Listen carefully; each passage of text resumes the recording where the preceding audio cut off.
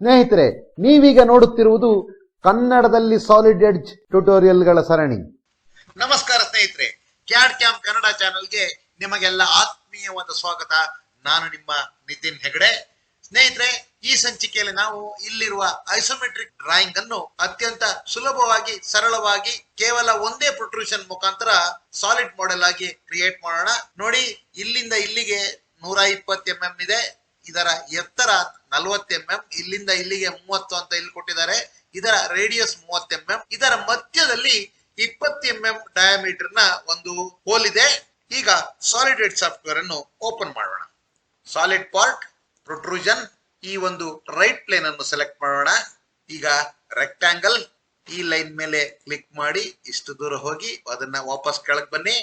ನಂತರ ಕನೆಕ್ಟ್, ಇದರ mid point ಇಲ್ಲಿಗೆ, ಕೊಲಿನಿಯರ್, ಈ ಲೈನಿಗೆ ಕೊಲಿನಿಯರ್ ಆಗಿರ್ಲಿ. ಇದಕ್ಕೆ ಡೈಮೆನ್ಷನಿಂಗ್ ಮಾಡೋಣ.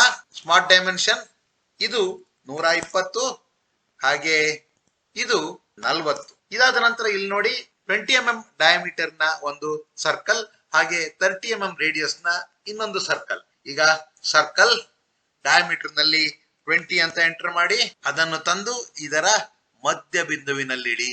ನಂತರ ರೇಡಿಯಸ್ ನಲ್ಲಿ 30 ಅಂತೇಳಿ ಎಂಟರ್ ಮಾಡಿ ಅದನ್ನು ಕೂಡ ತಂದು ಇದರ ಮಧ್ಯ ಬಿಂದುವಿನಲ್ಲಿಡಿ. ರೈಟ್ ಕ್ಲಿಕ್ ಮಾಡಿ. ಈಗ ಟ್ರಿಮ್ ಅನ್ನು ಉಪಯೋಗಿಸ್ಕೊಳ್ಳಿ. ನೋಡಿ, ಟ್ರಿಮ್ ಮಾಡ್ಬೇಕಾದ್ರೆ ಎಚ್ಚರಿಕೆಯಿಂದ ಇರಬೇಕು. ಇದರ ಮಧ್ಯಭಾಗದಿಂದ ಟ್ರಿಮ್ ಮಾಡ್ಲಿಕ್ಕೆ ಶುರು ಮಾಡಿ. ನೋಡಿ, ನಮ್ಗೆ ಈ ಲೈನ್ ಬೇಡ, ಅದೇ ರೀತಿ ಈ ಲೈನ್ ಬೇಡ, ಅದೇ ರೀತಿ ಈ ಲೈನ್ ಬೇಡ, ಜೊತೆಗೆ ಈ ಲೈನ್ ಬೇಡ. ಈಗ ಮತ್ತೆ ಡೈಮೆನ್ಷನಿಂಗ್ ನೋಡಿ, ಡಯಾಮೀಟರ್ 20 ಇದೆ, 30 ಇದೆ, ಇದು ನೋಡಿ 30 ಇದೆ. ಅಲ್ಲಿಗೆ ಎಲ್ಲ ಡೈಮೆನ್ಷನಿಂಗ್ ಆಗಿದೆ. ನೋಡಿ, ಎಲ್ಲ ಜಾಗದಲ್ಲೂ ಸ್ಕ್ವೇರ್ ಬಂದಿದೆ. ಅಂದ್ರೆ ಇದು ಈ ಪ್ರೊಫೈಲ್ ಕ್ಲೋಸ್ ಆಗಿದೆ ಅಂತೇಳಿ. ಇಲ್ಲಿಗೆ ಈ ಡ್ರಾಯಿಂಗ್ ಮುಕ್ತಾಯ ಆಗಿದೆ. ಈಗ ರಿಟರ್ನ್ ಅಂತ ಕೊಡಿ. ಎಷ್ಟು ದಪ್ಪ ಅಂತ ಕೇಳಿದ್ರೆ ನೋಡಿ, ಇಲ್ಲಿದೆ 45 mm. ಯಾವ ಕಡೆನಾರು ಹೋಗಿ ಡಿಸ್ಟೆನ್ಸ್ ನಲ್ಲಿ 45 ಅಂತ ಎಂಟರ್ ಮಾಡಿ ಕ್ಲಿಕ್ ಮಾಡಿ ಫಿನಿಶ್. ಕಂಟ್ರೋಲ್ ಐ ಅಂತ ಹೊಡಿರಿ, ಐಸೋಮೆಟ್ರಿಕ್ ಕ್ಯೂ ಬಂತು.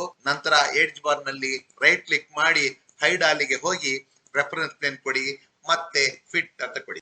ಈಗ ಇಲ್ಲಿರುವ ಐಸೋಮೆಟ್ರಿಕ್ ಡ್ರಾಯಿಂಗ್ ಹೇಗಿದೆ ಅದೇ ರೀತಿಯಾಗಿ ಇಲ್ಲಿ ಸಾಲಿಡ್ ಮಾಡೆಲ್ ಕ್ರಿಯೇಟ್ ಆಗಿದೆ. ಇಲ್ಲಿಗೆ ಈ ಟ್ಯುಟೋರಿಯಲ್ ಮುಕ್ತಾಯವಾಗಿದೆ. ಈ ಟ್ಯುಟೋರಿಯಲ್ ನಿಮ್ಗೆ ಹೇಗನ್ಸ್ತು ಅಂತೇಳಿ ನನಗೆ ಕಾಮೆಂಟ್ ಮುಖಾಂತರ ತಿಳಿಸಿ. ನೆನಪಿರ್ಲಿ ಸ್ನೇಹಿತರೆ, ಕನ್ನಡದಲ್ಲಿ ತಾಂತ್ರಿಕ ವಿಷಯಗಳನ್ನು ಬೋಧಿಸುವ ಒಂದು ಕಿರು ಪ್ರಯತ್ನ ನನ್ನದು. ಈ ಪ್ರಯತ್ನಕ್ಕೆ ನಿಮ್ಮ ಪ್ರೋತ್ಸಾಹ, ಬೆಂಬಲ ಸದಾ ಇರಲಿ. ವಂದನೆಗಳು, ಧನ್ಯವಾದಗಳು. ಮತ್ತೊಮ್ಮೆ ಭೇಟಿಯಾಗೋಣ.